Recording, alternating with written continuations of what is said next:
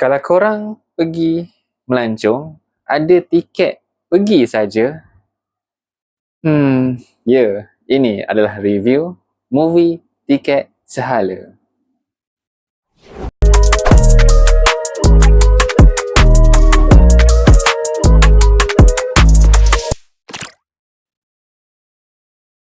Untuk movie Tiket Sehala ni, aku bila tengok dia collab dengan Korea Selatan, aku tak tipu, memang aku excited. Tapi dari segi marketing, aku tengok dia orang macam kurang promo. Aku dah rasa something. Bila aku nak tengok tu, aku dah rasa something. Aku nak tengok juga sebab dia antara Malaysia dan Korea Selatan. Tapi bila korang tengok mula-mula movie tu, korang tengok dia punya, aku tak tahulah yang tu studio ke, distributor ke, itu membuatkan aku lagi tak sedap hati. Aku masa pergi tengok, tak tengok langsung pelakon dia siapa, apa semua benda, just tahu storyline dia pasal kena tipu, kena scam kerja di sana. Itu saja aku tahu. So, bila pergi tengok, aku memang tak tahu langsung lah. Itu Noki, apa semua, ada Jah Suzran. And then pelakon Korea tu aku tak ada berapa nak kenal. Tapi ada yang kata dia ada masuk program fizikal apa benda tah. Ada seorang pelakon Korea dalam tu. So, aku tak sure yang masa tu. Aku boleh katakan movie ni ada yang boleh diterima akal, ada dua saja. Pelakon Sharifah Sakinah dengan scene aksi. Yang lain, sumpah aku cakap, nampak longgar gila. Isu dia, diorang ni ada idea. Kalau kita tengok, ada idea tentang isu scam kerja di Korea Selatan lah. Tapi, dia buat cerita tu, aku rasa macam tak menyeluruh. Dia ada tunjuk, dia ada bagi tahu. Dia bukan sekadar scam orang, suruh kerja dekat ladang macam tu saja. Ada jual manusia, jual organ, tapi dia tak tunjuk. Dia tak tunjuk keseluruhan. Jadi durasi 1 jam 43 minit tu tak cukup sebenarnya untuk cerita. Jadi bila yang buat movie ni sekadar studio yang biasa, aku boleh katakan bila korang nak tengok, korang tak boleh nak expect more than that. Itu je lah. Kan? So, bila aku tengok tu, keseluruhan cerita tu sebenarnya agak kecewa tau. Sumpah aku cakap, kecewa dan sayang gila idea yang diorang ada ni. Jadi, skrip pun, bila skrip macam ni, storyline macam ni, so aku boleh katakan macam aku cakap tadi, memang sangat-sangat longgar lah. Sumpah aku cakap, rasa macam itu je. Rasa macam ada ayat yang macam terlalu, tak tahulah, baku ke. Sehingga kan aku tengok pelakon Korea sendiri yang cakap BI pun macam ikut skrip juga. Dah kita ikut skrip, kita boleh detect bahasa terlalu baku ikut skrip.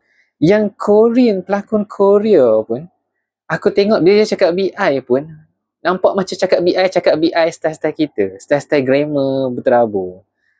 Tapi, bila diorang cakap BI, diorang nampak cakap BI tu, nampak fasih. Cuma aku tengok diorang pun macam ikut skrip sebiji-sebiji. Jadi aku tak tahulah pelakon Korea tu pun aku tak berapa kenal, aku tak tahu diorang ambil pelakon yang macam mana, tapi menjadi cuma skrip lah. Diorang cakap Korea tak ada masalah, itu bahasa diorang, tak ada masalah. Tang kita ni bahasa macam seketul-seketul sebut. Sharifah Sakinah tak ada masalah, itu aku cakap. Movie ni hanya strong pada Sharifah Sakinah dan ada part aksi saja. Yang lain macam,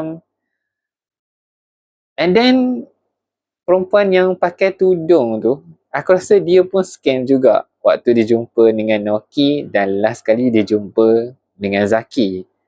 Dia pun scam. So, apa jadi dengan karakter dia last kali? Aku expect dia ada di hujung. Tapi di hujung tu, dia tunjuk karakter lain yang mati. Jadi,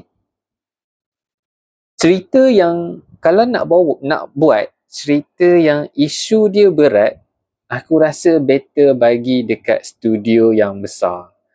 Kan? Kot lah boleh buat contoh Astro Sean collab dengan CJ Entertainment ke, Korea Content Agency ke. So aku rasa benda tu mungkin boleh memberi lebih detail kepada storyline.